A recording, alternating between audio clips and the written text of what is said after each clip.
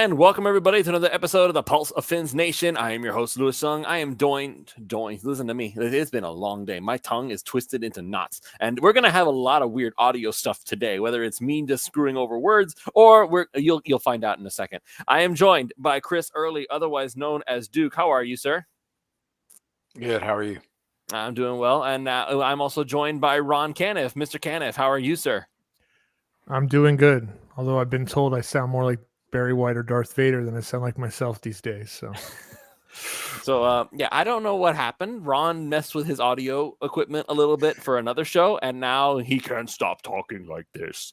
I don't know. I'll have to, disconnect and reconnect everything here at some point. So, for anybody who's listening to this on the 3 Yards YPC audio feed after the fact, if it feels like that, don't adjust your phone or whatever. Like, does somebody mess with like a Realtek audio? Do you guys remember that you had like the Realtek audio tab in the bottom right, and you could just up it so that you can sound like the Chipmunks or go like where Ron is right now? Do you guys remember having that? No.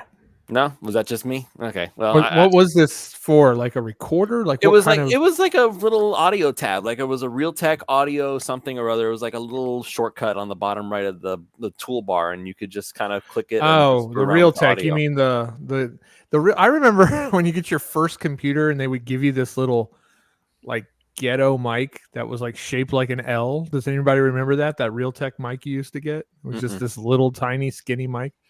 I don't know. They used to come sometimes with a few, like a gateway computer back in the 90s. But yeah, they had this audio tab that you could just change the pitch of whatever you were listening to. Like you could have YouTube videos, everything that came through that computer, even just the little bling that would come up when you had a notification, even that could be pitched up or down.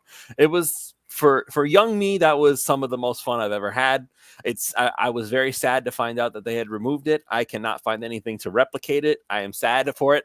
But in any case, as long as it doesn't sound like the audio from the CBS feed on the game Friday night, that was I thought I was going nuts. Like something was going on my TV. You mean where they're talking and all of a sudden oh my god! I thought it was just fine.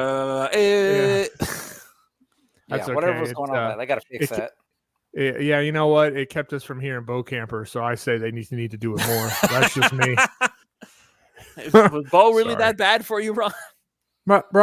Bro, you played football for so many years on one of the greatest teams. You've been covering the sport forever. You got to give me more than when somebody drops the ball. He should have caught that. Thanks, Bo. I mean, thanks. Listen, appreciate he's talking about it from the football perspective. That was probably the perspective that he had when he was playing the game, and he's like, why didn't so and so catch that? So he's probably frustrated.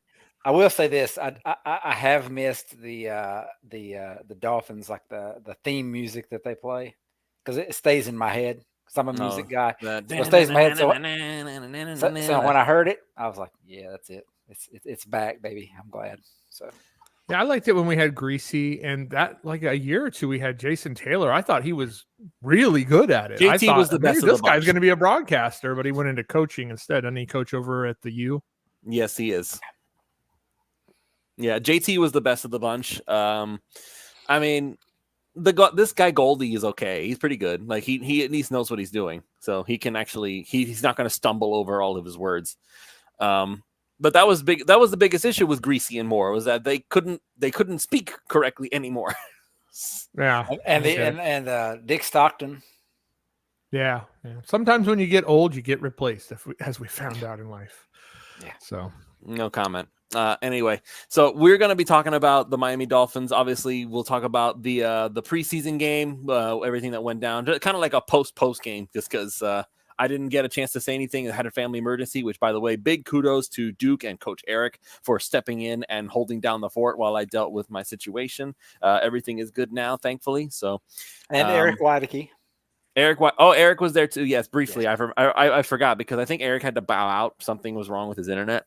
So, by the way, Eric is not here with us today. He is currently dealing with a family thing, I think. So just wishing him well, and we'll see him later on in the week, I think, for a pregame show. I don't understand all of this. We all make like 300 a year doing the 300,000 a year doing these podcasts. I don't understand why dudes can't be on. Yeah, no, I wish, man. I wish. In any case, we're going to be talking about some of the depth that the Dolphins displayed against the Atlanta Falcons. Also, just go ahead and mention that this show, of course, is brought to you by Jerseys 305. Let me play the video for you guys, and you can go ahead and check that out.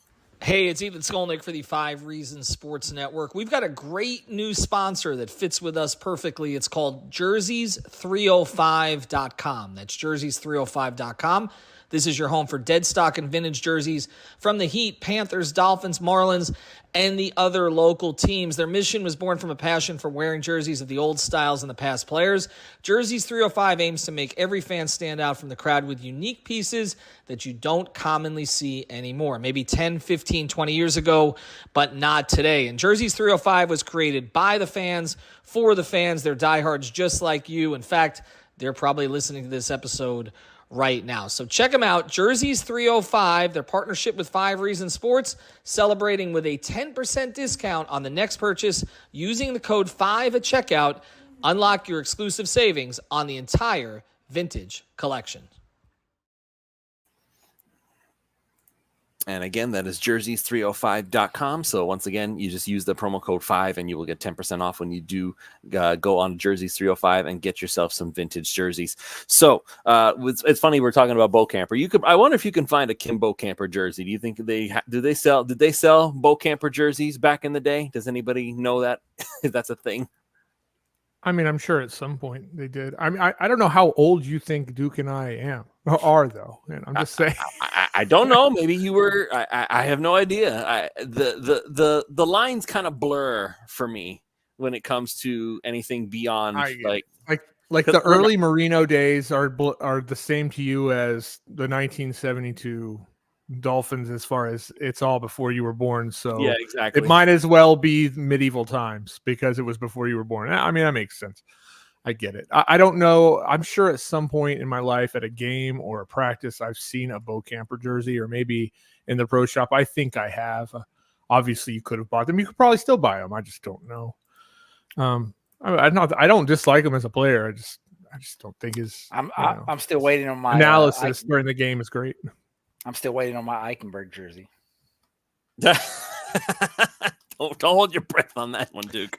Well, I tell you what, you're a little small for it, but it's possible that very soon he might just be able to send you his. Yeah, well, maybe. Signed, of course, autographed. That is not going to happen. Eichenberg is going to stick around. Yeah, I'm sure. I believe that too. I think you're correct, Lewis. I think he might even start, which is golly, man. Like it's like the Dallas Thomas effect. It's like this man, he's terrible at what he does, but he just keeps coming back. No, I don't want to disrespect him like Dallas Thomas, bro. He's not that bad. Speaking of guys who just keep coming back, this is the guy that I'm actually glad to have on the team. Chad Ronenbaum is joining us in lieu of Eric Whitekey being here. So, Mr. Chad, good to have you here, sir. How are you? I can't hear a word you're saying again. Please stand by. I can't hear you, sir. He'll fix it. This happened last time he came on. Yeah, he did. He has to activate it. He just had to reset something. Yes, this is very exciting for everybody, especially the ones listening and not watching live. Very exciting. Nope, still can't hear you. Still cannot hear you, sir. All right. Hussam saying what's up in the chat. My father is confirming that they actually did have Kim Bo Camper jerseys back in the day. So I guess we can have him as our reference point to the past. You need to get one and hang it on your wall. Oh, my father says his jersey's hanging in the Bo Campers restaurant. So there you go. Ah, there you go. All right, Chad, test 1, 2. Nope. Not yet, sir. What the crap? Okay, well, we'll get you in here eventually. Probably something in the settings. Can you hear us, Chad?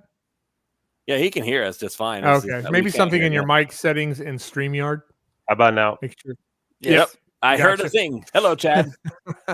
There he is. Yeah, I was pointing to the wrong device there. Sorry. Coming in short notice. No worries. I appreciate you coming on to act as our 4. Yeah, sorry, we were late. I was trying to get my Dallas Thomas jersey, but I couldn't find it. So, do you have a Dallas Thomas jersey? No. I was gonna say, dude. I mean, I know people that'll buy. I know I've seen a person or two on Dolphins Twitter that shows that they have purchased every quarterback jersey at least since Marino. Like if they started a game, they had that jersey. I remember seeing that a few times, a few different people, which is impressive. I appreciate the commitment. I'm going to give a piece of advice that I read from Omar on Twitter years and years ago, and I think it's. I have a feeling I know what you're going to say. I think it's apropos. He said it's about jerseys. He said if you're going to buy a jersey, either get I know what he's going to say. Past player or customize it with your name. Don't get the current jersey. So Tua just got paid. Remember, Tannehill got paid too. If something happens to you with that jersey, you're going to end up hating it. So, get you a Marino jersey, get you a Bo Camper jersey. They won't go bad. I have a Cam Wake jersey. So there was one other thing, and I thought you were going to say this, but you didn't. So somebody said the rule for jerseys is you're not allowed to wear the jersey of someone who is younger than you. So you can only wear jerseys of people older than you are. If that person is the younger than you, you should not be wearing their jersey. I don't know why. It was somebody who used to be on ESPN 15 years ago. I don't remember the guy's name. But he said that, and I was like, but I don't know why. I just don't like to wear jerseys at all anymore. I obviously I always or almost generally have a Dolphin shirt on for the podcast of some sort. But I don't even own a jersey anymore. Last jersey I owned was Tannehill. And before that I had Henny. And whatnot, but I don't have any of those anymore. I got rid of them all. Somebody got a present from something that somebody's grandma bought at Goodwill, and they probably weren't even a Dolphins fan, and likely weren't a Tannehill fan. So sorry to that person. I wear mine on game days. So most people converted those Tannehills into Waddle jerseys and did okay. So. Yeah, that's true. That's the trick, really. It's like save yourself some money, keep the number, just pop a new name on there. All right. Well, with Tua, he'll be the only number one because his will be retired. That would be cool, wouldn't it? All right. I hope so. Husam's asking, does Kim Camper make this current Dolphins team? Yes or no? Once again, I have to allude to my father. I don't know if he's saying yes because he's acknowledging that he's old, or yes because he knows that Camper would make this team. That almost sounds like he's saying Camper was a tight end, linebacker. I think he was a linebacker. Is that what it was? Okay, that almost sounds like a super diss. I'm pretty sure he was a linebacker. Yeah, he was a linebacker. Okay. Slash defensive end. So I guess he was the olden day edge player because he was a linebacker slash defensive end. He wanted the killer bees. All right. Yeah. Oh, there you go. I guess we've talked about Bo Camper enough for one night. Yeah, let's talk about the players that are currently on the team, shall we? All right. So the Miami Dolphins beat the Atlanta Falcons 20-13. Again, I picked the Falcons to win. I didn't really have any conviction towards that pick. I did not care. So it was, but it was very interesting to see what the difference was between the two units. I noticed that as far as the passing game is concerned, Skylar Thompson and Mike White suck. They suck. They're not good. That's been the observations from camp too, and that's not just you that thinks that. A lot of people have been saying that. Like it is bad, but that did give us the opportunity to see what they could do in the run game. So just seeing what Jalen Wright was capable of, that kid might have something there. He might have something special. He's got some punch to his runs, and he's got some speed with him too. So I'm hoping that we'll be able to see a lot of Jalen Wright in the future. Raheem Mostert's not going to be here forever. I love Raheem Mostert. I think he earned his flowers. He's earned his money. I want to see him retire a Miami Dolphin, to be perfectly honest. But eventually it's going to be the Devon Achane and Jalen Wright show, because both of those guys have proven, hey, there's really something there. As far as the passing game goes, don't try to throw the ball as Tua's there. Just don't. It's not going to work. That's what I learned. Do you guys concur, or am I being too harsh? I mean, we still moved the ball, even though it was very subpar quarterback play. It just goes to some of the guys we have, Jalen Wright, for example, he did well. And I don't know, it's just the design of the offense in general, even though they're not showing anything special right now. They weren't doing any of the cheat motion from last year. and that I recall. And we don't even know what it is exactly they're unleashing this year, but I heard it's going to be fun as well and exciting. So, equal to like the revelation of the cheat motion, not like that in any form, just equal to in impact. So I don't know. We still moved the ball. I mean, we had like 180 something yards. We were almost at 50 yards, 50 as in 50% yards for passing and rushing in the first half. I didn't really look at the second half numbers, just kind of looked at the first half numbers. So, yeah, but the quarterback plays subpar, no doubt, for sure. So, Chad, did you get a chance to watch the first game? Yeah, I did. I watched it, and I watched it twice actually. So, I always take the preseasons with a grain of salt because you got to realize you're going against their backups, But it's encouraging when you see players win their matchups, and so when you see, a Patrick Paul succeeding, I mean, yeah, he's not playing starting level defensive ends, but he is winning against their second and third stringers, and that's what you want to see. If you have an NFL caliber starter, they should win the matchups against second and third stringers. We were seeing that out of some of our younger players, which was encouraging. I mean, I haven't been a Mike White fan ever since he got here, so I don't understand it. That's all I could say. I mean, maybe Ryan Tannehill is better or not better, but I mean, I don't know if you guys remember. I was pushing hard. We should have went and got Justin Fields. I thought because he could contribute more than just being a backup. But I thought Mike White looked putrid. Granted, I know he's playing with the third and fourth stringers at the point he ended the game, but both quarterbacks, it wasn't just like drops or guys weren't open. They were missing balls. They were not. They were struggling with accuracy, I should say. So I don't get the hesitancy or what the team is thinking. But interestingly, I don't know if you guys saw the practice report today, but Skylar Thompson got almost all the snaps instead of Mike White. So I kind of feel like that's a little bit of a message. I don't know if that's what you guys think or if that was scheduled that way, but Mike White might be closer than we realized to getting gone. So the reason I don't agree with that is because Miami hasn't brought in a fourth quarterback to basically hold down that last spot and give him time to get acclimated to the offense. Because otherwise, they would have kept Gavin Hardison around, and they didn't. They opened a spot though today, cutting Tart, so they have an open roster spot right now. They're doing the word on the street is, Lewis, that they've done some work on some quarterbacks and are looking at that. Dave Hyde said, I don't know that means I'm not buying it. I'm not saying Ryan Tannehill. You brought up Ryan Tannehill. Now you know I talk about that guy for an hour and how underrated he was. But anyway, I'm just saying, I mean, I don't know how true that is. I thought the same thing. I found it interesting that we saw Skylar Thompson start the game. Mike White, played the second half. And then we're seeing Skylar Thompson get a lot of play in practice. But if you look at the pretend depth chart, that means nothing. But we're still going to analyze it like it means something. Still shows Mike White as QB2. So I was kind of hoping I'd look at it and see Thompson as QB2 as like a real message to Mike White, like, brah, pick up your game. But I really don't know. The concern there, Lewis, about bringing an extra quarterback would be if you think Mike White's going to get poached. I don't think he's going to get poached. And to Bangkok Bill's point there, I read that in the chat, and I was getting to say something. That's one of the things I know. I didn't really notice it with White as much, and I would give it to White that who he's throwing to, they're just not good players. They're not going to make the roster. But Skylar Thompson was late on a lot of things. I think the game, I would say that the game hasn't really slowed down a lot for him yet. Now, maybe the coaches and people would disagree, but it seems like the first play of the game, that little swing pass to Wilson. And granted, Tanner Connor didn't hold the block well, but that pass should have been thrown about a half second earlier than what it was. He just got there late, and it seems like his reads are just late.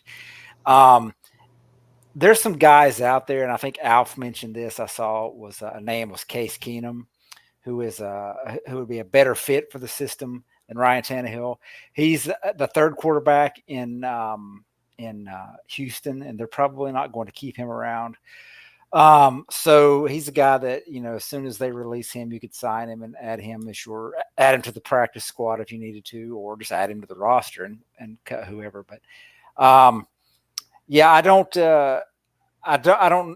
if I was making my 53 projection right now, I don't know that I could say that the quarterback that's going to be QB2 is on the roster currently.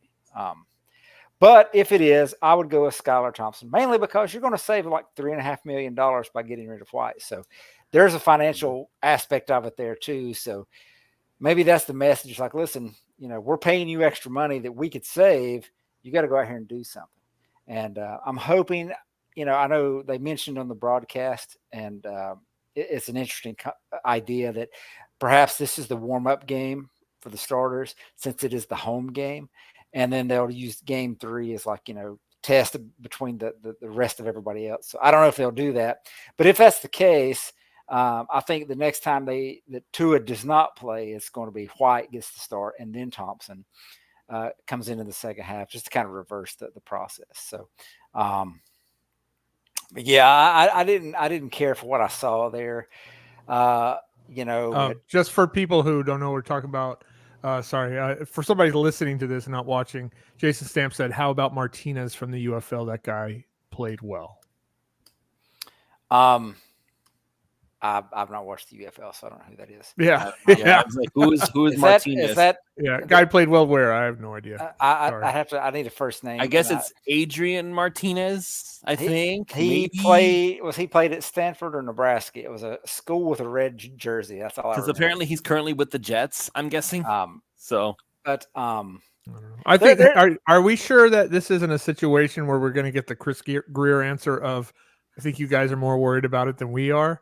I have a feeling we're talking about a subject matter that means really not a lot. It means a lot, obviously, if Tua gets hurt. I have a feeling if Tua got hurt, they would go out and get it. If he got hurt early in the season, they'd go get somebody. I don't think they trust either of these guys. I said this last year. I said I don't think they trust either of these guys to do it long term, but a spot they would. Would it not be like a wild sense of irony if something happened like that and they brought in Tannehill and he became the Earl Morrall of this year's Dolphins and they won the Super Bowl? I mean, look, I'll say this. I'll say this. If you gave Tannehill, Tyreek, Waddle, OBJ, a running game out the wazoo like Mike McDaniel can, if there was ever a chance he could become playoff quarterback guy, this would be it. Like, it's not his offense. He would have to learn to throw to spots and stop throwing at people. But there's no excuse for Tannehill anymore. Like, we would finally find out after 15 years or so, can he be a starting quarterback? Like, we gave him everything. Well, that would be fun, but I don't think Tannehill's going to do it. I mean, if I was him, unless they're just like, look, we're going to give you the Jay Cutler deal and just pay you a bunch of money to come in here and play. I don't think he wants to come back to Miami. It would just be an odd situation, but I would just say this, and I think unless Chad has a lot of great information regarding the QB2, which I understand why we're talking QB2 in 3 because that's all we saw, right? We didn't get to see one. I feel like Tannehill would do it if it was a situation where Tua went out and he was out for a long term and they were reaching out to somebody to play extensively. Then are you kidding me? The line of quarterbacks retired and playing that would be at Miami's front door begging to run this offense. Oh, they would imagine if Tom Brady single came back from person they want, in my opinion, including Tom Brady. If he could figure out the whole Raiders ownership situation, he would absolutely want to come do it. Any quarterback would want to come do it. Marino would probably. I was going to say, bring back 13. He's like, I can get rid of it in 2.1 seconds. Come on, man. Yeah, so I think that anybody would do it in that case. Does somebody want to come play, get paid $3 or $4 million and be a backup? Tannehill doesn't. He's hanging. I'm sure he's had those offers. He's hanging around waiting for an injury. That's what Tannehill and a few other guys are waiting around for. So those guys are there if we needed to go get them. But unless, like I said, Chad, you got something great to add to it, maybe we should talk about, like, I don't know, Patrick McMorris or something. No, I don't. Like I said, it doesn't make sense to me because if anybody's a realist, if Tua goes down, we're not making the playoffs with either Skylar Thompson or Mike White, in my opinion. The AFC is too good, and if you're not going to make the playoffs with those guys, why pay Mike White $3.5 million? You pay Skylar Thompson his 7th-round pick contract, and that's your backup if you don't want to use the money. If you do want to use the money, yeah. If Tua goes down, though, you can't just surrender and say, "Oh well, screw this. I guess we'll try again next year." Like, what a waste of a year! You have to try something. That's my point. It doesn't make sense to me. What do you? I mean, Mike White. I don't remember which receiver it was in that preseason game. He about got a guy killed. He led him into zone coverage and he got his head taken off. I don't remember. He got a concussion in the game, I'm sure. Whichever, it was one of our young receivers. That was Zerhan Newton. I think was it Zerhan? Was it Newton? Burton. I'm not sure. Burton. Yeah. Burton. I mean, here's the thing I'm frustrated by with it is both Thompson and Mike White have been in this offense 2 seasons now. They should be really good at it. Thompson's been in it. This is his 3rd season. White would be his 2nd. Yeah. So you shouldn't be off. You shouldn't be struggling with timing and slow processing. I mean, it's been too long now. And so okay, well, here's another thing. Here's proof, a little bit of proof. We're talking about lower level quarterbacks. That all this crap about how you can put anybody back there with Tyreek and Waddle, and I know Tyreek and Waddle were not on the field, but we've seen enough of Skylar Thompson. I don't know that we've seen Mike White in real game situations. We haven't actually. But even though from practice, you can't just put in White or Thompson or any other random QB 2 or 3 in the NFL and get even close to the same production on the offense. Tua is that guy. It's why they gave him $55 million a year and 167, right? I believe I have guaranteed, or was it 187? I forget which it was. There's a decimal. That's why. Somewhere. So I understand that we're seeing, like not loving the performance of the backup quarterbacks. It's not exactly an easy offense to run. It takes some serious pinpoint accuracy, of which Tua has, better than almost any quarterback in the NFL, and it just bodes well for his value, why we paid him, and how important he is to the offense.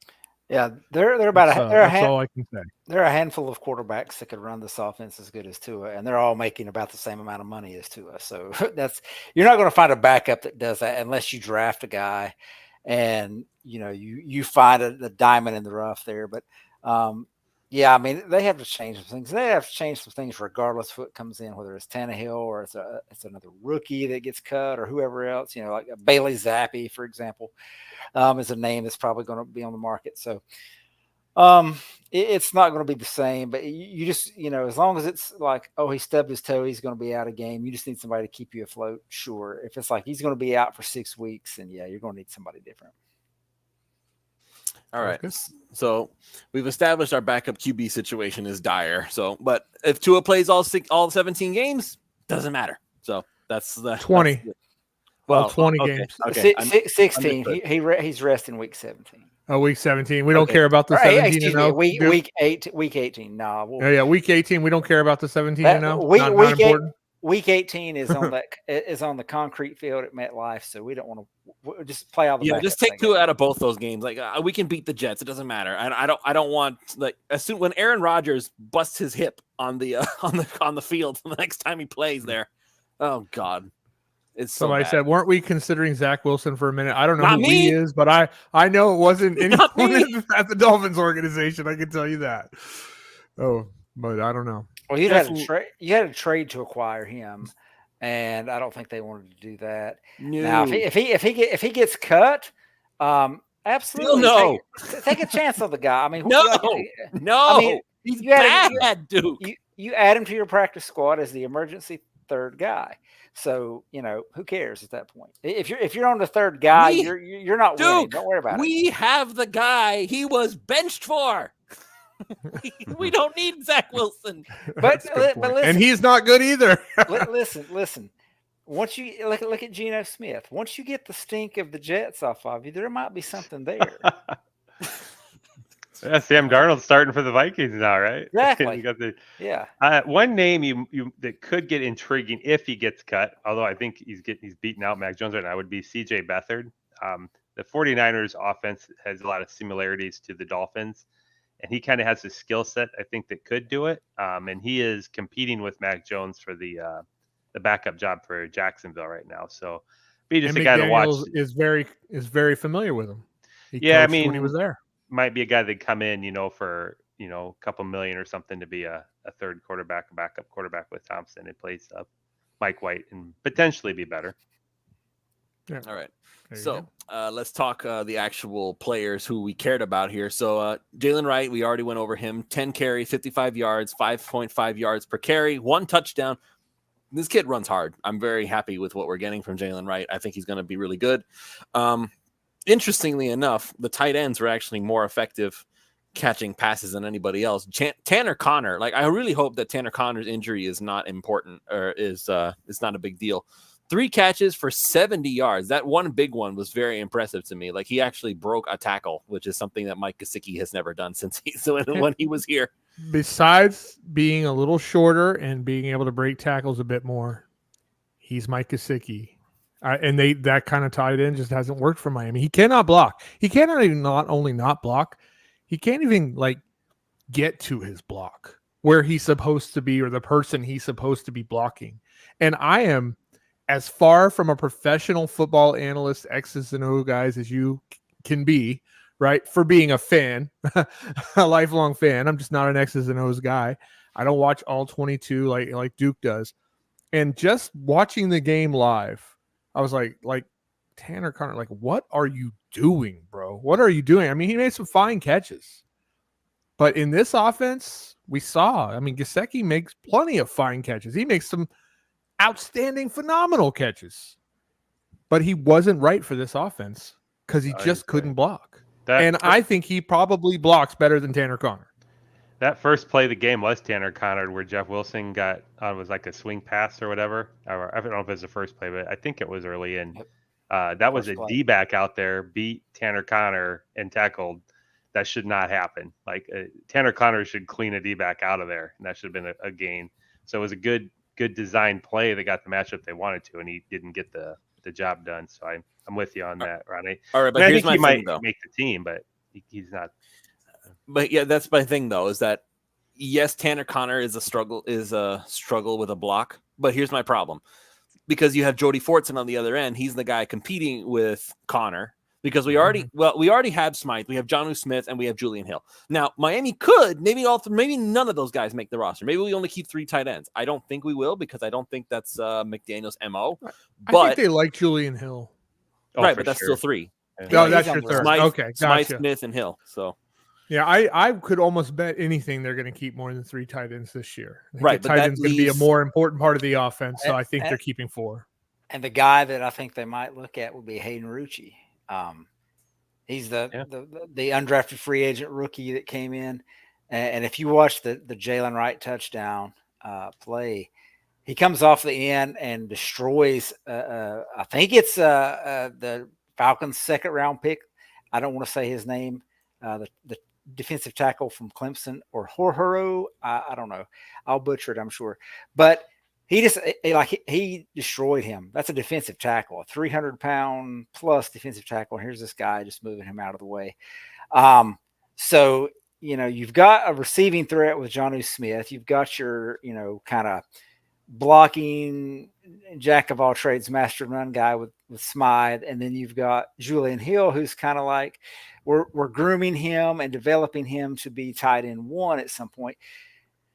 Maybe that's your maybe Rucci's the guy who's all right, we're gonna bring him in to be our kind of a blocking tight end / Alec Ingold eventual replacement kind of thing. So I liked what I saw from him. I thought he played pretty hard. So maybe that's the guy. Conner had the catches, and then he got hurt. I don't think it was anything significant. Jody Fortson pissed with himself though. Jody Fortson didn't really show up, so. And that's my point, though. It's Fortson can block better, but Fortson drops passes left and right. That's a big concern for me. Yeah, I agree. So I think maybe they look elsewhere, but I think it's kind of that if they're going to keep a 4th one, it's an open competition between those 3 guys right now. And Jason Stamps asking if roster spots are a premium this year. Is tight end 4 worth it? I don't think it is. Not with the practice squad. You can either put Tanner or Rucci, either both on your practice squad, and I don't think either one of those players are at high risk of getting poached. I don't think Fortson's making the team. I think he's already lost his job unless he does something crazy the next couple weeks. But I think he's right, especially with what we have going on with our offensive line right now. I think they're going to use that roster spot on something else. And let's go ahead and keep going down here. So we'll finish up with the offense here, talking about this. Offensive line, it wasn't good overall. There were some players who did better than others, so that's at least a positive. But oh my God, guys, I know that there are some people saying, well, don't get too excited because XYZ. But Patrick Paul, man. Like I was going, you guys know, I was very, very, very critical of the pick. I'm still critical of the philosophy that the pick was made with, but the player himself, just the smallest bit of training on how to be an offensive lineman, and already Patrick Paul looks like this guy's going to be an all-pro in a couple years.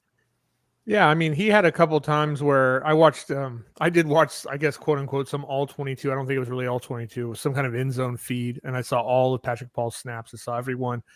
I saw a few times where he didn't get his hand placement quite right, but in college, it felt like he didn't get his hand placement quite right 75% of the time. And we saw a few times where he kind of lost his balance and his feet weren't right. You know what I mean? There was a few times, but there was a lot of times where he did exactly what he was supposed to. But even in those times where he didn't have his hands quite right or didn't have his feet quite right, he would still handle his guy just because. That's exactly what Chris Greer they drafted him. Yeah, which is exactly what. Yeah, so there was just a few times, where I saw that happen. But I don't know. I have a feeling Duke or Chad or both of them might have seen the same video I saw and probably have better analysis of it than I do. Well, I watched. Good. Yeah, I watched Coach Eric's. His review of the offensive line and grading. And I watched that last night, went over that. So if you get a chance, watch Coach Eric's, his review of that. I think it's on 5 Reasons Sports. They've tweeted it out. But there are 3 plays that I saw from Patrick Paul that I liked more than any other, regardless of technique or anything else. First play was the screen pass to River Craycraft where he fumbled the ball. All right. The guy from Atlanta gets it, but it's out of bounds. Paul goes over and swipes the ball out of his hand. Just swipes the ball. The play's over. That's the play that the guy got hurt from Atlanta, and I hope he's doing well. I don't think it's a season-ending injury, thankfully. It looks bad. The next play was the one that everybody shows where he's blocking the defensive end and just pushes him downfield. And the play is over. And what does he do? He keeps pushing the dude. Just keeps pushing. The third play was the play where it's supposed to be the pass to Jalen Wright, and it gets bobbled, and he reverses field. And Patrick Paul gets on his horse and just goes. He is going as hard as he could humanly go to find a human to block. It's not his fault that Jalen Wright's just a lot faster than he is and outruns him. But those 3 plays stood out to me because it's, number one, it's effort, and it's a mean streak, right? And we've not had a bully situation on the offensive line since 2013. Was that tongue in cheek? Is that tongue in cheek, or are you just referring to the way they play? That's tongue in cheek. So, I watched the interviews of this guy. Hussam did the interview of him at the draft, and the guy seems so polite and so kind and so friendly and just so excited and bubbly. And then he turns into the Hulk. And then he gets on the field and he acts like, dude, I'm going to crush your soul and eat it. Like he was taking lunch money and not feeling bad about it. I love that because he knows he can. That's what this offensive line needs. But it was those 3 plays that stood out to me because that just shows some things that we've not seen from guys.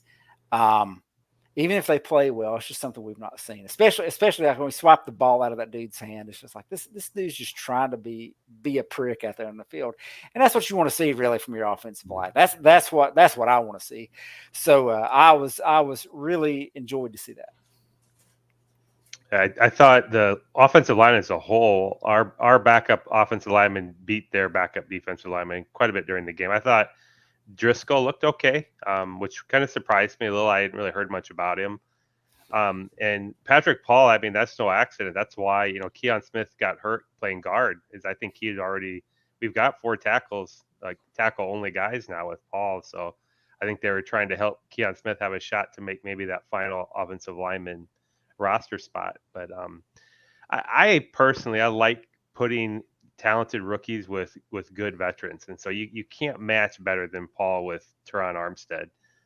You have one of the best, and Kendall Lamb. I mean, they both have but Lamb's not experience. So but they both now. have experience to offer. You know what I mean? A lot of experience in the NFL. So I mean, we have Teron Armstead teaching technique to Patrick Paul, and I mean, he's one of the best technical linemen in the league. Teron Armstead is. So Patrick Paul should only get better, and he's just a big dude. Yeah. Somebody put in there chat Patrick Maul. I like that. That's good. I know.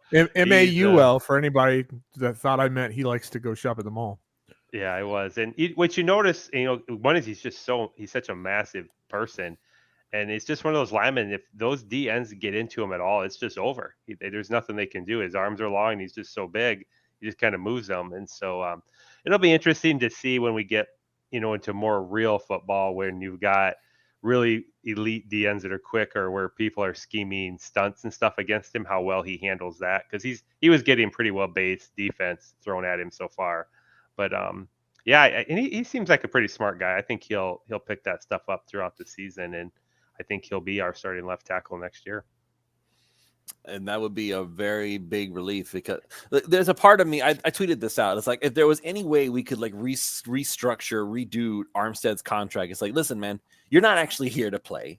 You're just here to be the Udonis Haslem of the Miami Dolphins. Just sit there and teach Patrick Paul how to play football. You know what? He can sit his butt over there and be an assistant offensive line coach for $75,000 a year, like the rest of them. Okay, sorry, we ain't paying some dude millions of dollars to be the assistant offensive line coach. Yeah, and Chad mentioned, the rest of the offensive line. I want to shout out a name that I thought played pretty well given what kind of expectations are of him, and that was Lester Cotton. And look, if that dude can turn it around. Okay, but hold on, Duke. I'm going to cut you off real quick. Keep in mind that most of Miami's actual production was with running the football, which is exactly what Lester Cotton does. Lester Cotton can eat anyone alive, but he can't pass protect. Look, I don't care. He was bad last year, but if he can develop, and I said this on another site.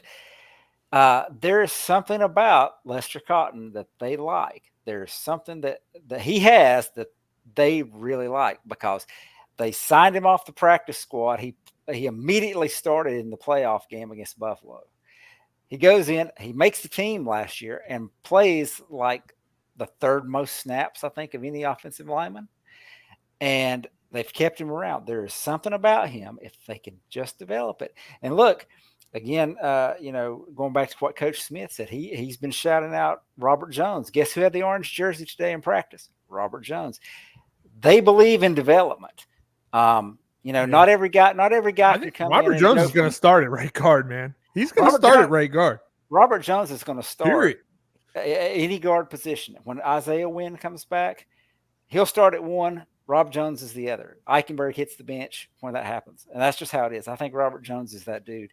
And so the fact that they believe in this development, and if you can get a guy like Lester Cotton and develop him, man, what a blessing that would be, because he's not going to cost you a lot.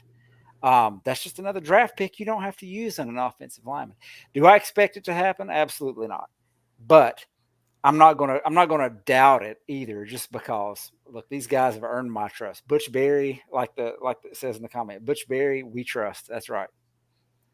You know what? I'm gonna think. So I want to see if Duke and Chad, because you are the draft guys, and this kind of occurred to me, and I'm sure this isn't like some revolutionary thing that no one else ever thought of before. but it kind of feels like there's two team philosophies when you're putting a roster together, whether it's drafting free agents, undrafted free agents, the guy that's been in and out of the NFL at training camps for 2 years, whatever it is. There's teams that want to stack their roster with quote unquote football players. And then there's teams that look a little bit more to trait guys. And it kind of feels like Miami with certain positions like offensive line, wide receiver, although, I mean, let's face it, they got some football players there, so maybe that's a bad example. Running back, in secondary, cornerback, they are like, they look at the traits of a player and believe they can coach those players to where they need them to be. Where some guys, they're like, just give me football players, 4 years starting college, blah, blah, blah, blah, blah. I'm just curious, Chad, Duke, what you think of that opinion I have. Is it complete? I mean, if it's wrong, tell me no, you're wrong. But just kind of just thinking about it, when I think about how they've picked certain positions and just try and coach them up. I think it's scheme specific typically. It goes both ways. I think you have to have a player that has at least a base level of talent, and you've seen the extreme where that fails with somebody like jumping back will be like Steve Spurrier when he came in the NFL. He drafted a lot of like his guys that were trait guys, and they were terrible because they just didn't have the talent. I think with McDaniel on positions for offensive line, you need to be a good technical and mobile offensive lineman.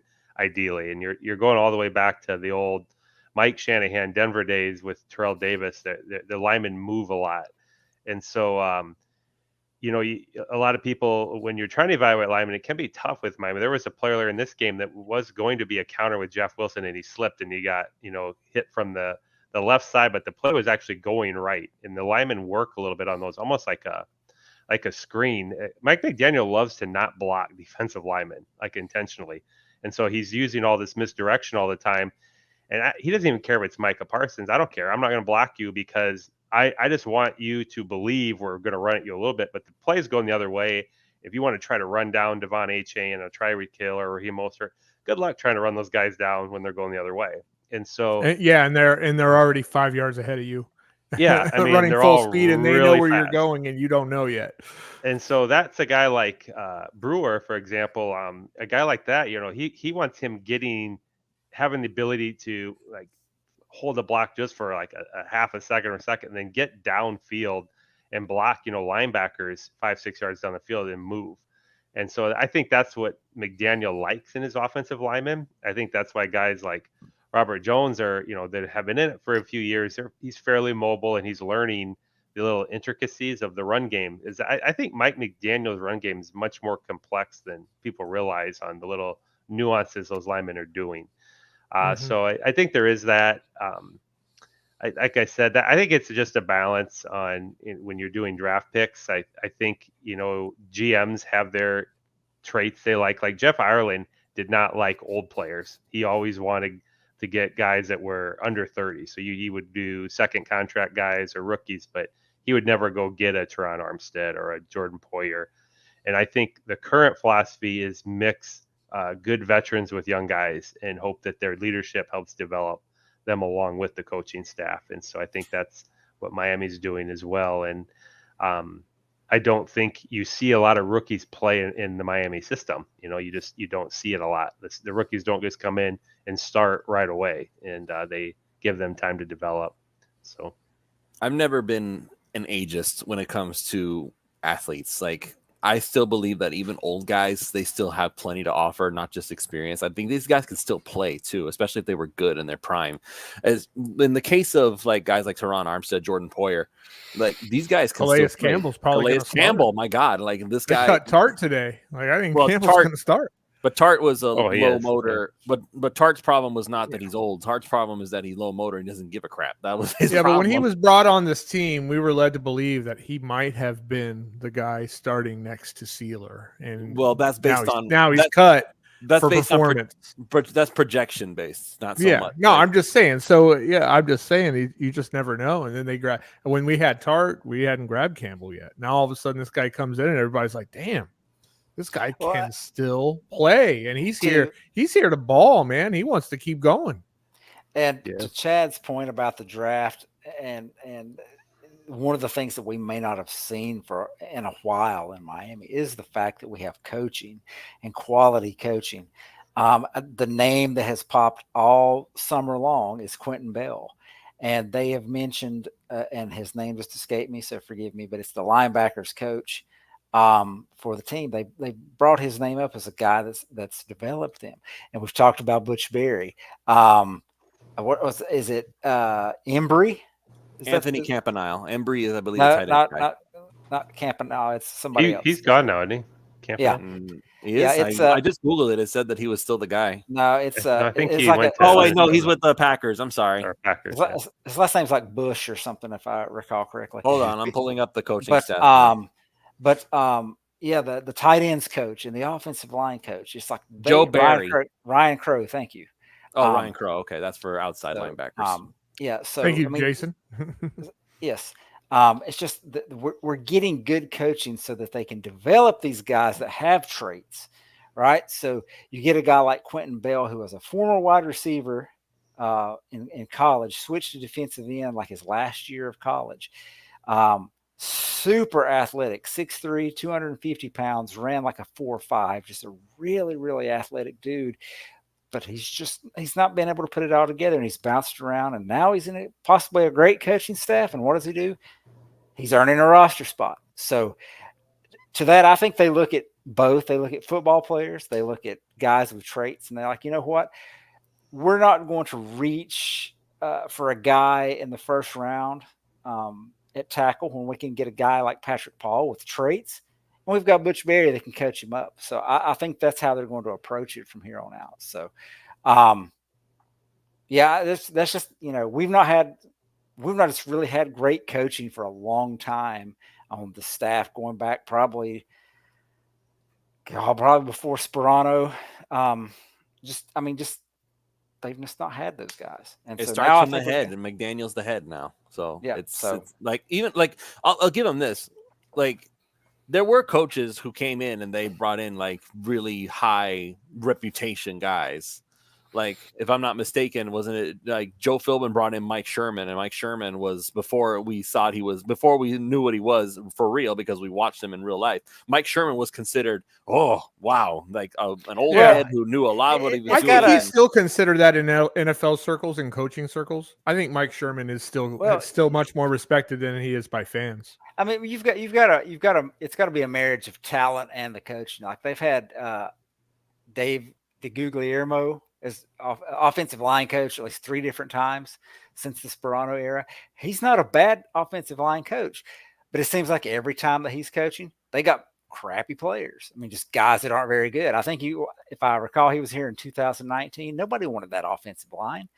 I think a couple of those guys are backups in the league right now. So I mean, we've got talent and we've got good coaching. And when you marry that together, you get winning teams. So. All right, so we're gonna get ready to end it off real quick, but since I want to at least touch on the defense just a little bit, there's so many. That was the exciting side of the ball. I know, right? There's so many players that we could talk about, but we're running out of time. It's like Patrick, no time. It's preseason. We're practicing. Patrick McMorris, Ethan Bonner, Neville Gallimore, Nick Needham. Nick Needham made a great pass defense. So reminding everybody that he's still around. Storm Duck, like Saran Neal before he ended up getting hurt, like he was having himself a game. So like there's so much talent on this defensive side of the ball. Even Channing Tindall ended up doing something spectacular during that game. Deshaun Hand, Parrish Stephen keep bringing up Deshaun Hand. There's so much talent on this defense right now. And I want to but I'm going to go ahead and just highlight of anybody else.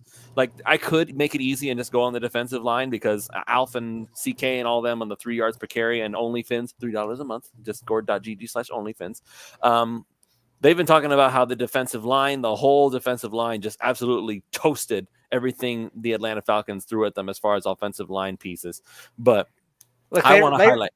They ran out of edge players in the game because I think they only had a couple that dressed. And 2 of them got injured. Grayson Murphy and Cam Brown were 2 that got injured. Cam Brown was an off-ball linebacker that moved to outside linebacker. So they were having Gallimore and Hand and those guys play on the edge. And, they're big dudes. And they couldn't stop them. Yeah. So maybe that had something to do with it. But I want to – sorry, go ahead. I was going to say, I thought, and I did a take 5 on this on 5 Reasons, actually. I thought the most impressive part of the defense, and there was plenty of like standout players and guys that you noticed, especially McMorris.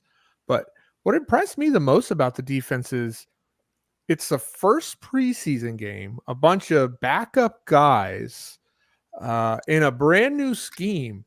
And man, everybody looked like they knew what the hell they were supposed to be doing, who they were supposed to cover, how much cushion they should give, where they should be going, just everything. They looked like if they're supposed to just keep in their area, if they're supposed to travel with a guy once he gets there. I mean, everybody knew what the hell they were supposed to be doing. It was very, very, very few mental errors, which usually a preseason game is full of that, especially in a brand new scheme with a bunch of backups. And that's what surprised me and impressed me more than anything and gave me a lot of hope for the defense earlier in the season. Yeah, you're spot on. Yeah, go ahead, Duke. I was going to say, Coach Eric covered that as one of his highlights in the post game was that the communication. There was just not a lot of communication breakdowns on the defense, which is, like you said, odd given its backups and it's the first preseason game in a new scheme. You'd expect that, and there really wasn't a lot of it. I just thought that was the most impressive part of it all. And I mean, we know, and I think it also says the offense has the special exciting players, right? And most of the exciting players are on the offensive side of the ball, but the defense is way deeper, much deeper. Like there is beyond the starters on offense in many spots, there are question marks galore. But not on the defense, man. There's question marks. Like they are going to be cutting some NFL players. There's about 30 to 32 players on the defense right now that should be on the team. So that's how deep it is. There are going to be some 6 or 7 guys that are going to make another roster. So. Yeah, I was impressed. You're talking about the D-backs knowing where their coverage responsibilities were. The defensive line linebackers, their run fills, like usually guys are not going through the right gap or they're not playing discipline because they want to get in and make a tackle. Those guys were playing really cohesively. I mean, Atlanta, they weren't running the ball very effectively against that unit because you'd watch it and those backs just had nowhere to go because you'd watch the linebackers and defense linemen and they would just boom, boom, boom, boom, and they just line up right in their gaps and basically do your job, don't be a hero. And it was impressive. And you have to think that's coming with the defensive coordinator and we're not even seeing it yet. I mean, I'm excited for the season because I look at like the struggle with a team like the Patriots. I got a smirk on my head when they get turned down by Brandon Ayuk when they try to pay him $32 million. But like pretty much he said, I'm not going to New England. You're telling me you're going to march out like Bourne out there and you realize like the Dolphins are going to put Ramsey on that guy, right? Like he's not going to need help. And that defense is going to be a monster for teams like that. And even Buffalo's they're down right now on receiving talent. I mean, they just lost Chase Claypool for the year for whatever that's worth. I mean, the fact they were thinking he was one of their main guys. I'm just like, guys, I mean, I've seen this story before in Miami when we don't have the talent and you're hoping that Isaiah Ford's going to be that number 3. He's going to make progress this year. And I'm just thinking like, you realize your number 1's going to be covered by Ramsey or we'll have Javon Holland and Fuller and all those guys who we're not even seeing play right now roaming around back there. I think Ron's spot on. This defense might be the story of the team, like how good they really are. And then they just got back some guy this week. I don't know, number 15. I guess he's good. Yeah, maybe. We'll see. Yeah, I heard he's all right. I'm not sure who you're talking about, but yeah. It's crazy how worried we were about the edge. Like off season, I was like, man, with Phillips, Gunn, and Chubb, and you can't cut those guys, we're going to be struggling. And now all of a sudden we've got, Agba's back, and you've got Kamara and Chop, who, and now Phillips is back. And Quentin Bell came out of nowhere. And so, like, Ron's right. I'm like, God, who are we going to let go? Because we have all those guys are probably starting on like 10 rosters in the league right now. It's crazy. They did a great job of just reforming that defense in a lot of ways. And we just weren't paying. It's not that we weren't paying attention. We were. But I think a lot of Dolphins fans that maybe that are a bit more casual or just now kind of coming on and starting to pay attention are going to be like, who are these names? But damn, I like them. Like I think that's going to be the thought process when they start watching real football here in a few weeks. They Atlanta ran 30 times for 81 yards. Boy, they tried.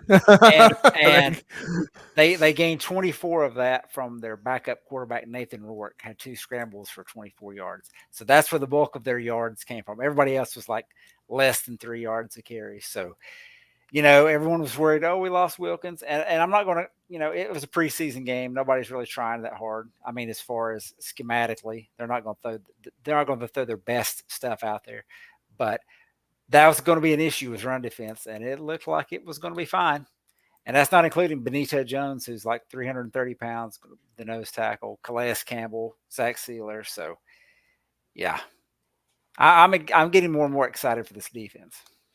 All right, so should we even bother giving score predictions for Dolphins Commanders? I figure, you know what? I think we'll wait. We'll wait for pregame. How about that? I feel like we've we'll cover that for pregame. We don't need to repeat it. All right, everybody. Once again, thank you all so much for joining us. We always appreciate everybody in the chat and just interacting with us while we do this show, while we're taking the pulse of Fins Nation. There's just so much to talk about now, and we'll try to get into as much as we possibly can. We'll be back for pregame on Saturday. We'll be covering everything leading up to that game. Will Tua play? Will he not play? I'm sure we're going to be keeping an eye on that. My initial bet at first is going to be not, just because McDaniel is going to be like, I know you want to play, but keep yourself healthy, please. Don't waste yourself on the preseason. But we'll see what happens. We'll go ahead and once again, it's jerseys305.com. Use the promo code 5. You'll get 10%. You get 10% off your order when you do it. So for myself, Ron Caniff, Chad Ronnebaum, Chris Early, otherwise known as Duke, thank you all so much for joining us, and we will see you all next week for another episode of Pulse of Fins Nation.